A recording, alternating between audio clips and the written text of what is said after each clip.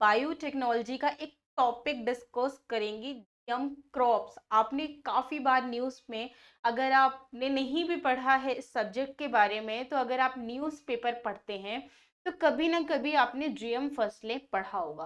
तो जीएम फसलें, आखिर ये जीएम फसलें होती क्या हैं, क्यों इनमें टाइम टू टाइम, देखिए ये टॉपिक जो है जीएम फसलें वो हमेशा रेलेवेंट रहता है। आप इसमें अगर जीएम क्रॉप्स आप डालेंगे सर्च के लिए, यानी गूगल में या यूट्यूब में कहीं भी, तो आपको 3 साल पहले के वीडियो भी दिखेंगे, 4 साल के वीडियो भी दिखेंगे, अभी लेटेस्ट वीडियोस भी दिखेंगे।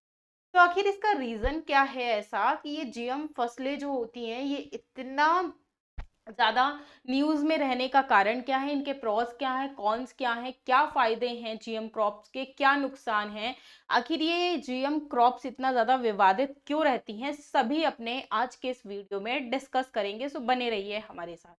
चलिए जीएम फसलें देख लेते हैं। जीएम का मतलब क्या होता है? जीएम का मतलब जनरल मैनेजर होता है? नहीं, जीएम का मतलब होता है जेनेटिकली मॉडिफाइड क्रॉप। तो आखिर ये जेनेटिकली मॉडिफाइड क्या होता है? ये जो फसलें, ठीक है, हमें समझ में आ रहा है, बट ये जेनेटिकली मॉडिफाइड जो वर्ड आया, ये किस कहाँ से आया और क्यों जरूरत पड़ी? जैसे आपने सुना होगा कि अब पहले जो थे सरसों हुआ करते थे, अब जीएम मस्टर्ड भी आ चुके हैं, बीटी कॉटन आ चुका है। तो आखिर ये क्या है, क्यों उगाए जा रहे हैं, सभी डिस्कस करेंगे। तो जीएम क्रॉप्स आखिर होती क्या है? तो एक इस टाइप की जीव भी हो सकते हैं, वो एनिमल्स भी हो सकते हैं, या फिर पेड़ पौधे भी हो सकते हैं, जिनके जीन को क्या किया जाता है, वैज्ञानिक तरीके से उनमें बदलाव कर दिया जाता है। तो उन्हें क्या कहा जाता है? जीएम क्रॉप्स कहा जाता है। अब मान लीजिए कि इसे हम कैसे कह सकते हैं, इसका एग्जाम्पल क्या हो सकता है? इसके एग्जाम्पल बहुत सारे हो सकते हैं। जैसे कि अगर हमें क्या करना है, बनाना जो होता है, बनाना आपने उसका छिलका जो देखा होगा वो येलो कलर का देखा होगा, बट आपने ब्लू बनाना सुना है? नहीं सुना। तो अगर मान लीजिए कि ब्लू बनाना हम बनाना चाहें तो किस तरीके से बना सकते हैं ब्लू बनाना? ब्लू बनाना के डीएनए में क्या किया जाएगा, कुछ जीन्स जो है वो मिक्स किए जाएंगे ऐसे ब्लू तरीके के, जिसमें से बनाना जो है वो ब्लू कलर का हो जाए, येलो बनाना। तो उसमें क्या किया जा सकता है, उसमें जो ब्लूबेरी होती है उसके जीन्स मिक्स किए जा सकते हैं, किसके डीएनए में? बनाना के डीएनए में। तो बनाना क्या हो जाएगा? ब्लू कलर का बन के तैयार हो जाएगा। तो यानी इनके जीन में क्या किया जाता है, याद रखिएगा, वैज्ञानिक तरीके से रूपांतरण किया जाता है। एक नई कोई भी वैज्ञानिक तरीके से रूपांतरण करके कोई भी एक न्यू फसल भी बनाई जा सकती है, या किसी भी एनिमल को भी डेवलप किया जा सकता है। अभी कुछ टाइम पहले भी क्या किया गया था, एक टोमेटो था जिसे सर्दी से बचाने के लिए क्या किया गया था, उसे सर्दी में ज्यादा प्रभावित ना हो, तो उसमें किसके जीन्स मिक्स किए गए थे? फिश के जीन्स। एक मोनिकर नाम की फिश होती है, तो उसमें क्या किया गया था, टमाटर में मोनिकर फिश जो है ये एक आर्कटिक फिश होती है, उसमें उसके जीन्स डाले गए थे। अब जीएम फसल जो होते हैं इसमें मेनली अब लोग इतना ज्यादा बढ़ावा क्यों दे रहे हैं? आप सोच ये रहे होंगे कि हमारे पास ठीक है सारी चीजें हैं, लेकिन आखिर लोग इतना ज्यादा जीएम क्रॉप्स को क्यों बढ़ावा दे रहे हैं? तो जीएम क्रॉप्स को इतना ज्यादा बढ़ावा देने का बहुत सीधा सा मतलब ये है कि इसमें कमाई जो है, यानी उत्पादकता जो है वो ज्यादा होती है। और जब किसी चीज की उत्पादकता ज्यादा होगी तो सिंपल सी बात है कि उसे किस चीज से जोड़ दिया जाएगा, उसे इकोनॉमी से जोड़ दिया जाएगा। मान लीजिए कि पहले किसी किसान को 10 रुपए का मुनाफा होता था, अब वहीं पर 15 रुपए का मुनाफा होगा। मेहनत भी किसान को उतनी ही करनी है, लागत जो है वो भी लगभग उसकी उतनी ही अगर आती है, तो फिर आप भी सिंपल सा क्या करेंगे, वही चीजें चुनेंगे जो आप 15 रुपए में बेच सकते हैं या जिनसे 15 रुपए खरीद सकते हैं। तो जीएम क्रॉप्स में ऐसा माना जाता है कि 10% से अधिक फसल भूमि में जो है जीएम फसलों की पैदावार हो सकती है। उसमें से जीएम क्रॉप्स में कई ज्यादा समस्याएं भी दूर होती हैं कृषि क्षेत्र की, जैसे कि फसल उत्पादन का स्तर सुधरेगा। उसके अलावा आपने इसमें क्या सुना होगा, फसलों में जो है कीड़े वगैरह लग जाते हैं, कीट वगैरह लग जाते हैं, तो उनको भगाने के लिए हम क्या करते हैं, कीटनाशकों का इस्तेमाल करते हैं। अब हमारे पास एक ऑप्शन था कीटनाशक, बट आपने कोई भी चीज सुना होगा कि कोई भी दवा जो है अगर हम भी लेते रहते हैं तो हमारी बॉडी क्या है, उसके प्रति रेजिस्टेंस पावर जनरेट कर लेती है। ये ह्यूमंस में भी होता है। तो सेम वही चीज क्या होती है, एनिमल्स में भी लागू होती है कि जो इसमें कीड़े लगते हैं, जो भी फसलें हैं, तो उनको हटाने के लिए हम क्या करते हैं, पेस्टिसाइड्स का इस्तेमाल करते हैं। तो उन पेस्टिसाइड्स के प्रति जो कीटनाशक है उन्होंने जो कीट है उन्होंने क्या कर लिया, रेजिस्टेंस पावर डेवलप कर लिया। और जब रेजिस्टेंस पावर डेवलप हो गया तो कीट क्या है, इतने ज्यादा नहीं मरते जितने जो है वो मरने चाहिए, यानी टोटली नहीं मरते। तब इससे प्रॉब्लम क्या उत्पन्न होती है, इससे प्रॉब्लम ये उत्पन्न होती है कि वो फसलों को क्या करते हैं, नष्ट कर देते हैं, जिसके कारण उत्पादकता कम हो जाती है। तो अब इससे होगा क्या, जीएम क्रॉप्स जो हैं वो बहुत ज्यादा कोई स्पेशल नहीं है, बट उनको क्या किया गया है, इस तरीके से मॉडिफाई किया गया है तो उसकी उसमें जो कीट है वो ना लगे।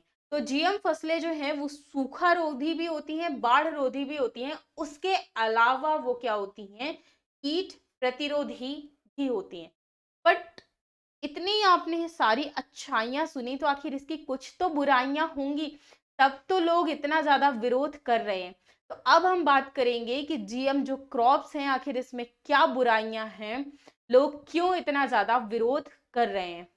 तो जीएम फसलों की सबसे बड़ी इंपॉर्टेंस या विशेषता की अगर हम बात करें तो ये उर्वरक बहुत ज्यादा होती हैं और इनमें बहुत ज्यादा कीटनाशकों की जरूरत भी नहीं होती है, जिसके कारण काफी ज्यादा फायदा किसानों को मिल जाता है। लेकिन जीएम फसलों को लेकर एक वर्ग जो है, यानी इसमें चार तरीके से पक्ष, लोगों ने चार प्रकार से अपने अपने पक्ष रखे गए हैं। तो कुछ लोग जो हैं उनके पक्ष में बात करते हैं, कुछ लोग जो हैं वो उनके खिलाफ में बात करते हैं। तो हम पक्ष के बारे में भी बात करेंगे और विपक्ष के बारे में भी बात करेंगे कि आखिर इनका पक्ष क्या है और विपक्ष क्या है। क्योंकि जब तक हम दोनों चीज एग्जाम में जो आपसे ये पूछेगा, क्वेश्चन जो पूछेगा वो किसी एक चीज के बारे में नहीं पूछेगा, वो आपसे पक्ष भी जानना चाहेगा। या फिर अगर आप इंटरव्यू में भी जानते हो तो वो इंटरव्यूअर आपका मोटिव जानना चाहेगा कि क्या अगर आपके हाथों में कोई डिस्ट्रिक्ट सौंपा जाए तो क्या आप उस चीज को लेकर सही से कार्य कर सकते हैं या नहीं कर सकते हैं। तो सारे लोग देखेंगे। तो पहला जो पक्ष दिया जाता है वो कृषि को लेकर पड़ने वाले प्रभावों को लेकर दिया जाता है। जो जीएम फसलों को लेकर बहस होती है तो उसमें से जो पहला तर्क दिया जाता है वो दिया जाता है फसलों के प्रभाव को लेकर। तो फसलों के प्रभाव की अगर हम बात करें तो कुछ लोग जो है उसके पक्ष में बात करते हैं। पक्ष में बात करने वाले लोग आखिर क्या कहते हैं, पक्ष में बात करने वाले लोग ये कहते हैं कि उपज क्षमता में भी बढ़ोतरी होती है और कृषि उत्पादन में भी बढ़ोतरी होती है अगर हम जीएम क्रॉप्स को बोते हैं, या जीएम जो जेनेटिकली मॉडिफाइड बीज हैं, जो सीड्स हैं, अगर हम उनको बोते हैं तो हमें उत्पादन में भी बढ़ोतरी मिलती है और उपज क्षमता भी बढ़ती है। वहीं पर जो इसके विपक्ष में तर्क देते हैं, विपक्ष में लोगों का तर्क ये देना है कि उर्वरकों और रसायनों का जो उपयोग है उसको जेनेटिकली मॉडिफाइड सीड्स के थ्रू क्या किया जा रहा है, बढ़ावा दिया जा रहा है। और जो अब इससे होगा क्या कि जो गैर जीएम फसलें हैं तो उनको क्या होगा, उन फसलों को नुकसान होगा। मान लीजिए इसे आप इस तरीके से समझ सकते हैं कि ये एक खेत है और ये एक खेत है। इस खेत में या फिर ये दोनों जुड़े हुए हैं, तो इसमें क्या बोई गई है, इसमें जीएम क्रॉप बोई गई है और इसमें क्या बोई गई है, नॉन जीएम क्रॉप बोई गई है। तो अब इसमें प्रॉब्लम क्या क्रिएट होगी, ये जो इस खेत में जो नॉन जीएम क्रॉप बोई गई है और इस खेत में जो जीएम क्रॉप बोई गई है, तो नॉन जीएम क्रॉप को बचाने के लिए क्या करने पड़ेंगे, पेस्टिसाइड्स वगैरह डालने पड़ेंगे। तो ये जो जेनेटिकली मॉडिफाइड वाला जो बीजों वाला जो खेत है, जो इसमें फसल बोई गई है, तो ये क्या करेगी, इन इस खेत की जो फसल है उसको नुकसान पहुंचाएगी। तो कृषि के पक्ष में जो लोग तर्क देते हैं उनका मेनली कहना यही है। उसके अलावा फसलों का विरोध होने का एक बड़ा कारण ये भी है कि जो जीएम फसलें होती हैं उनकी लागत जो होती है वो ज्यादा होती है। जो नॉर्मल सीड्स हैं उनके मुकाबले इनकी लागत ज़्यादा होती है। और जीएम फसलों को अगर बोना चाहता है कोई किसान, तो उसके लिए क्या करना पड़ता है, हर बार नया बीज खरीदना पड़ता है। नो डाउट उस बीज को भी आप, जैसे होता क्या है नॉर्मली अगर हम बात करें तो हमारे घरों में भी मैं जैसे एक किसान फैमिली से बिलोंग करती हूँ, तो बचपन में हम बचपन से ही हमने क्या चीजें देखी है कि मान लीजिए कि घर में चने की खेती की गई, तो चना जब कट करके आता है, उसका पूरा सब कुछ प्रोसेस हो जाता है, तो चना क्या किया जाता है, जो भी बेचना वगैरह होता है वो अलग रख दिया जाता है। और मम्मी क्या करती है, एक अच्छे से उसे पैक करके उसे साफ वगैरह करके रख देती है। किस नाम से, कि नेक्स्ट टाइम जब भी जो बीज बोना होगा तो ये क्या है, बीज है। तो आप जेनेटिकली मॉडिफाइड क्रॉप्स में क्या प्रॉब्लम होती है कि हर बार यहाँ पर किसान जो है उसे एक नया बीज खरीदना पड़ेगा।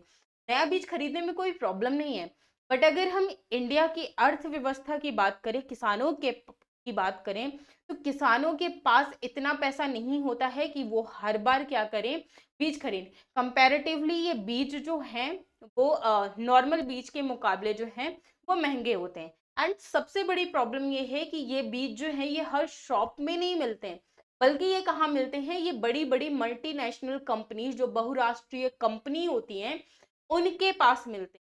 क्यों? क्योंकि इनके पास तो पेटेंट होता है, एकाधिकार होता है। अब जब किसी चीज का आपके पास पेटेंट होगा, सिर्फ आपको ही उस चीज को बेचने का अधिकार होगा, तो बहुत सिंपल सी बात है कि आप उसे क्या कर देंगे, रेट हाइक कर देंगे। इसका बहुत सिंपल सा उदाहरण आप देखिए कि जब भी कोई फेस्टिवल होता है या जब भी नवरात्रि चालू हो जाती है, तो नवरात्रि में आप देखिएगा कि फ्रूट्स का रेट जो है वो कंपैरेटिवली क्या हो जाएगा, हाई हो जाता है थोड़ा सा। क्यों? क्योंकि उस टाइम पे फ्रूट्स की नीड जो होती है वो लोगों को ज्यादा होती है, लोग ज्यादा खरीदते हैं। और अगर मान लीजिए कि मोहल्ले में एक ही अंकल जो हैं वो फ्रूट्स बेचते हैं, तो अदर फ्रूट्स जो आपको मिलते हैं उसमें क्या होगा, रेट महंगा होगा उनका। क्यों? क्योंकि वहां पर उस एक एरिया में सिर्फ वो ही फ्रूट सेल करते हैं, कोई और नहीं सेल करता। अगर आपको सस्ते फ्रूट्स लेने हैं तो आपको थोड़ा सा चलकर आगे जाना पड़ेगा या कहीं और जाना पड़ेगा। बट किसानों के पास ठीक है, वो चलकर दूसरी जगह जा भी सकते हैं सस्ते बीजों के लिए, ये हम कह सकते हैं। लेकिन किसानों के पास प्रॉब्लम ये है कि वो जो बीज हैं, यानी जो जेनेटिकली मॉडिफाइड सीड्स हैं, वो कहाँ पर मिलेंगे, वो सिर्फ मिलेंगे बहुराष्ट्रीय कंपनियों में, जो उनको खरीदना ही पड़ेगा। उसके कारण बीज जो हो जाते हैं वो महंगे हो जाते हैं। और उसके अलावा कीटनाशक जो है वो भी खरीदने पड़ते हैं, क्योंकि जेनेटिकली मॉडिफाइड क्रॉप्स में ये है कि जो नॉर्मल बीज हैं उनमें पेस्टिसाइड्स का हमें इस्तेमाल ज्यादा करना पड़ता है, बट इनमें जो है वो कम करना पड़ता है। लेकिन इनमें भी दो धड़ हैं, एक ये कहता है कि इसमें जो कीटनाशकों वगैरह का जो इस्तेमाल किया गया, ये जो जेनेटिकली मॉडिफाइड क्रॉप्स हैं, तो उनसे किसी को भी कोई नुकसान नहीं होता है, ना ही जानवरों को ना ही इंसानों को। क्योंकि उसके जो पत्ते वगैरह होते हैं, अब जैसे सरसों ही अ, अगर कोई जेनेटिकली मॉडिफाइड सरसों बोता है या पारंपरिक सरसों बोता है, तो आपने सरसों का साग जरूर खाया होगा। सरसों का साग सरसों के पत्तों से बनता है, वो कहीं ना कहीं हार्मफुल कर सकते हैं, इस चीज को लेकर भी विवाद होता है। तो इस चीज में दो पक्ष रखे जाते हैं। एक ये कि कहीं ना कहीं ये जो है ये नुकसानदायक है, हमारी जैव विविधता के लिए भी नुकसानदायक है और हमारे लिए भी नुकसानदायक है। तो यहाँ पे और एक पक्ष ये मानता है कि नहीं, इससे किसी भी तरीके की कोई प्रॉब्लम नहीं है, अगर इंसान भी खाएंगे या इन्हें जानवरों को भी खिलाया जाएगा तो किसी भी तरीके का कोई भी नुकसान देखने को नहीं मिलता। कुछ टाइम पहले आपने जीएम क्रॉप्स को रिसेंटली न्यूज में सुना होगा, इसका विरोध जो है वो अमेरिका में हुआ था। अमेरिकन बहुत टाइम, इंडिया में तो खैर ये बहुत ज्यादा टाइम से प्रचलित नहीं है, एंड जब भी अगर लागू करने की कोशिश भी की गई तो बहुत ज्यादा विरोध प्रदर्शन हुए, तो बहुत बार चीजें जो थी वो स्टॉप भी की गई बीच में। हाँ, ये हुआ है कि यानी इनमें शोध जो है वो काफी बार स्टार्ट किए गए, बट बहुत ज्यादा रिस्पॉन्स अच्छा इंडिया में इन चीजों को, अभी जीएम क्रॉप्स को नहीं मिला है। तो अगर हम इनकी बात करें, इंडिया में जीएम क्रॉप्स की बात करें, तो इंडिया में इनका प्रदर्शन जो है वो अभी बहुत ज़्यादा अच्छा नहीं है। उसका रीज़न एक ये भी है कि जीएम क्रॉप्स में क्या किया जाता है, हाइब्रिड बीजों पर जोर दिया जाता है। और हाइब्रिड बीज मेनली क्या होते हैं कि वो एक बार ही इस्तेमाल के लायक होते हैं, अगर आप दोबारा उनको यूज करते हैं तो आपको रिस्पॉन्स बहुत ज्यादा अच्छा नहीं मिलता है। तो इसलिए उसके अलावा लोग इसे स्वास्थ्य, पर्यावरण और जैव विविधता के लिए भी हानिकारक मान रहे हैं। अब स्वास्थ्य के लिए किस प्रकार से हानिकारक मान रहे हैं, इसमें भी दो तरीके के लोग अपने पक्ष रखते हैं। एक पक्ष में बात करते हैं और एक विपक्ष में बात करते हैं। तो पक्ष में क्या बात करते हैं, पक्ष में ये कहते हैं कि जीएम फसलें जो होती हैं वो पोषक तत्वों से भरपूर होती है, इसमें कोई प्रॉब्लम नहीं होती। साथ ही में बीटा कैरोटीन से बहुत ही ज्यादा ये भरपूर होती है। जैसे आपने गोल्डन राइस के बारे में सुना होगा, तो गोल्डन राइस जो थे ये हेल्थ के लिए जो है वो बहुत ज्यादा इंपॉर्टेंट। उसके अलावा खाद्य और पोषण सुरक्षा जो है वो दोनों ही सुनिश्चित की गई है जीएम क्रॉप्स में, कोई भी प्रॉब्लम नहीं है।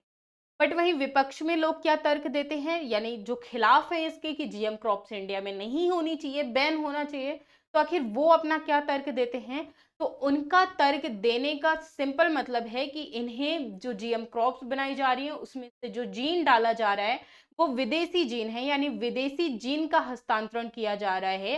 एक विदेशी यानी फॉरेन प्रोटीन का निर्माण किया जा रहा है। फॉर अगर जिससे कि क्या हो सकता है, एलर्जी हो सकती है, कैंसर हो सकता है, या फिर पेट की बीमारियां, जो अलग अलग बीमारियां हैं वो उत्पन्न हो सकती हैं। तो इस तरीके से कुछ लोग जो हैं वो इसके बारे में तर्क देते हैं।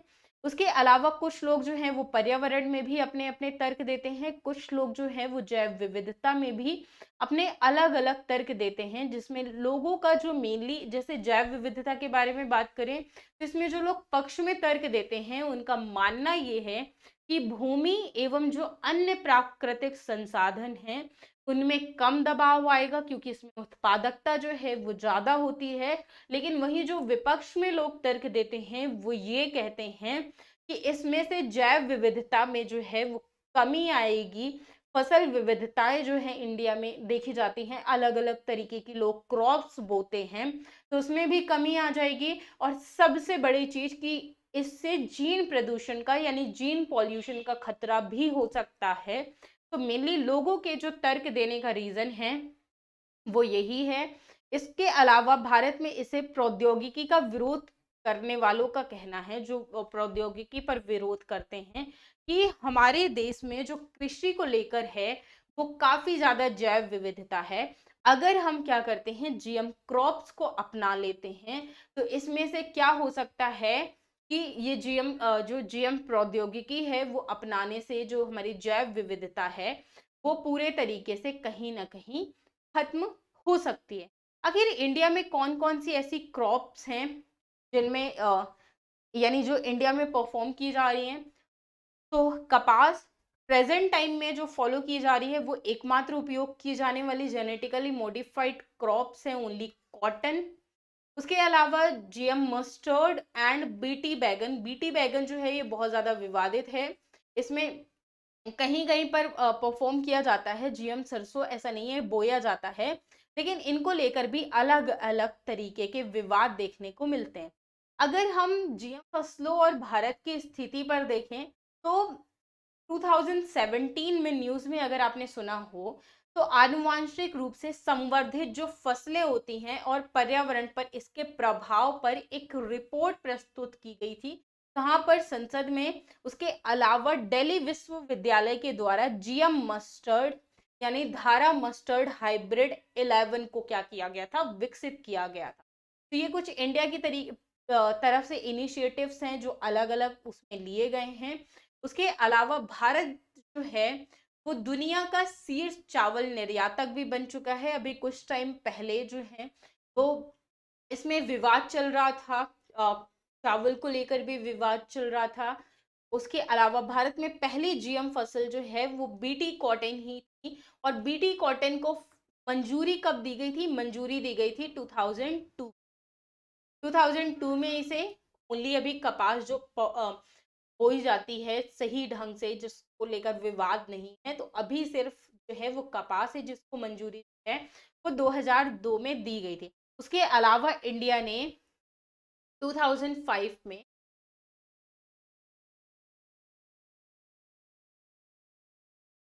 2005 में इंडिया ने क्या किया था, एक प्रोग्राम चालू किया था जिसका नेम था नेटवर्क प्रोजेक्ट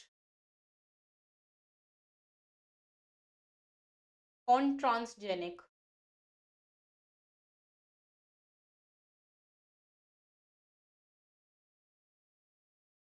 तो ये एक तरीके का प्रोजेक्ट था इन क्रॉप्स जो कि 2005 में शुरू किया गया था। 2009 में बीटी बैगन को जीईएसी के द्वारा क्या किया गया था, मंजूरी प्रदान की गई थी। तो इतनी बहुत सारी जो कहानियां हैं वो अलग अलग तरीके की।